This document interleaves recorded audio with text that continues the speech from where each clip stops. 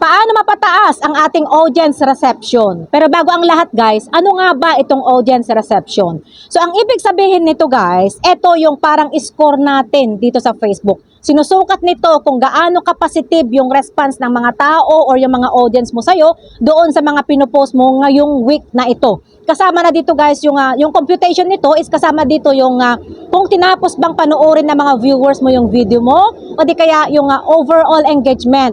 Yung kung marami ba ang nag-like, marami ang nag-share, nag-save, at kung marami ba ang nag-comment. So kagaya sa akin guys, ang score ko is 7/10.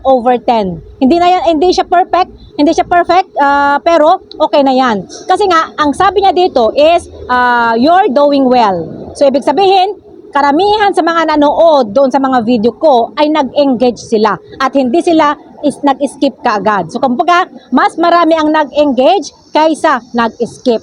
So, paano nga ba natin pataasin guys itong audience reception natin? So, ang una, gumawa ka ng mga content na may value.